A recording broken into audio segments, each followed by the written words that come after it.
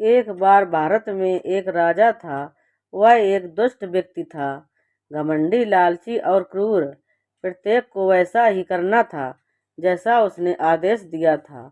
उसने अपने लोगों से यहाँ तक कि कहा कि वह एक भगवान है, इसलिए उन्हें भी उसकी पूजा करनी होगी। इस राजा का प्रहलाद नाम का एक पुत्र था, जो अपने पिता की तरह ही दयालु था। वह भी मानता था कि उसके पिता भगवान थे। एक दिन जब प्रहलाद ग्रामीण इलाके में घूम रहा था, तो उसने एक महिला को घुटनों के बल झुकते हुए देखा। उसके हाथ जुड़े हुए थे और उसका सिर झुका हुआ था।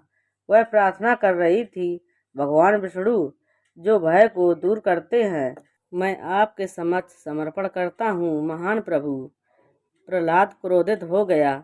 नारी, जब तुम जानती हो कि तुम्हारा राजा भगवान है, तो तुम भगवान विष्णु से प्रार्थना क्यों करती हो? स्त्री ने अपना मुख प्रहलाद की ओर कर लिया। उसके गालों पर आंसू थे। उसने कहा, मेरे बिल्ली के बच्चे कुएं में गिर गए हैं। मैं प्रार्थना कर रहा हूँ कि वे बच जाएंगे। जैसे ही वह बोली, कुएं से एक छोटी सी म्याऊं की आवाज आई। प्रहलाद को आश्चर्य हुआ जब उसने देखा कि एक छोटा सा पंजा उसके किनारे से चिपका हुआ है। महिला ने धीरे से बिल्ली के पंजे को उठाया और सुरक्षित रूप से जमीन पर रख दिया। फिर उन्होंने एक और म्याऊं और एक और सुना। एक एक करके बिल्ली के बच्चे कुएं से बाहर निकलने लगे। मेरी प्रार्थना का उत्तर दिया गया है, महिला खुशी से चिल्लाई और अपने घुटनों पर गिर गई।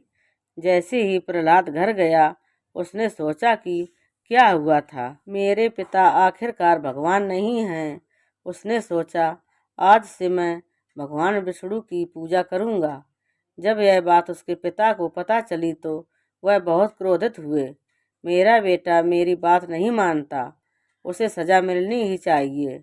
उसने गार्डों को बुलाया, मेरे बेटे को ले जाओ और उसे देश की सबसे ऊंची चट्टान से फेंक दो। इसलिए प्रहलाद को एक चट्टान पर ले जाया गया और किनारे पर फेंक दिया गया। नीचे नीचे प्रहलाद गिर गया। गिरते ही उसने भगवान विष्णु से उसकी रक्षा के लिए प्रार्थना की और परमेश्वर ने उनकी सुन ली, जिससे उसका गिरना धीरे से हुआ और उसे कोई चोट नहीं लगी। जब राजा को पता चला कि राजकुमार को कोई नुकसान नहीं पहुंचा है, तो वह बहुत क्रोधित हुआ। उनका बेटा इस तरह गिरने से कैसे बच सकता था? बहुत बढ़िया, उन्होंने कहा, उसे सांपों के घोंसले में फेंक दो। आइए देखें कि वह उसमें से कैसे बाहर निकलने में कामयाब होता है। प्रहलाद को सर्पकुंड में ले जाया गया। जब उसने अंदर देखा और सैकड़ों सांपों को अपने नीचे घूमते देखा, तो वह कैसे कांप उठा। उनके शरीर कितने मोटे थे, एक वयस्क व्यक्ति की बाँह जितना मोटा।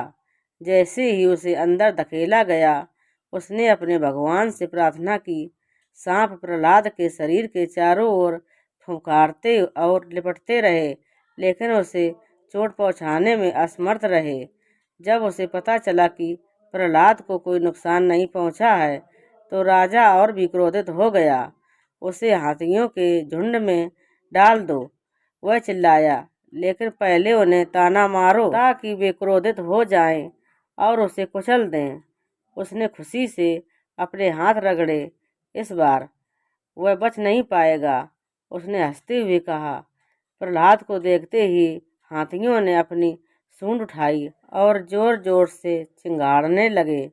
जब वे उसकी ओर बढ़े तो प्रहलाद ने अपना डर दिखाने की कोशिश नहीं की। उसने फिर से अपने भगवान से उसकी रक्षा के लिए प्रार्थना की और देखने वालों को आश्चर्य हुआ। जैसे ही हाथी प्रहलाद के पास पहुंचे, वे रुक गए और अपनी सूंड नीचे कर दी और उसे धीरे से थपथपाया। मुझे क्या करना है? राजा ने उस रात अपनी बहन से कहा, जब उसके बेटे के भागने की खबर उस तक पहुंची। मैं उससे कैसे छुटकारा पाऊं? राजा की बहन, जिसका नाम होलिका था, प्रहलाद को मरा हुआ देखना चाहती थी।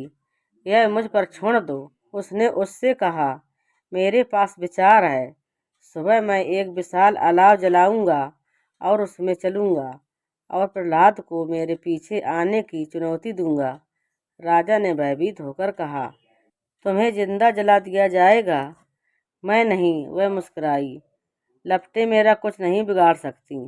मेरे पास जादुई शक्तियां हैं जो मेरी रक्षा करेंगी। राजा मुस्कुराए, तो फिर यह वास्तव में एक अच्छी योजना है। आखिरकार उसे अपने बेटे से छुटकारा मिल ही जाएगा। सुबह होलिका ने अपने सेवकों को महल के सामने एक विशाल अलाव जलाने का आदेश दिया। स्त्री पुरुष लाठियां बटोरते हुए इधर उधर दौड़ने लगे। लकड़ियां बहुत सूखी थीं और आग की लपटें तेजी से ऊपर उठ रही थीं।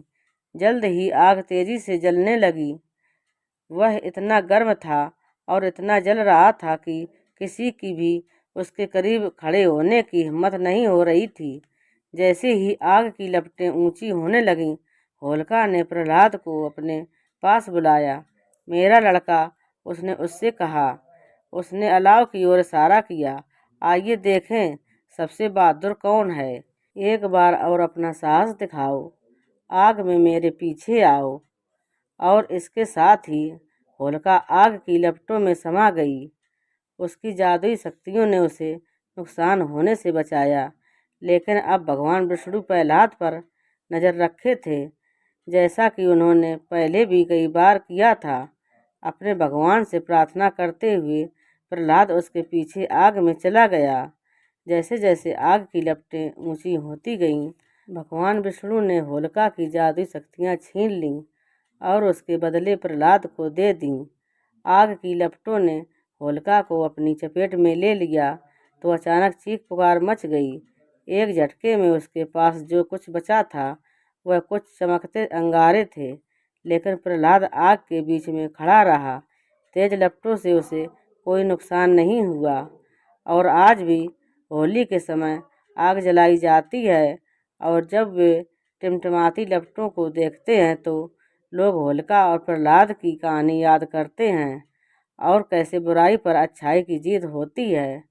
तो दोस्तों, अगर आपको हमारी कहानी पसंद आई हो तो प्लीज़ हमारी वीडियो को लाइक करें और चैनल को सब्सक्राइब करें। धन्यवाद।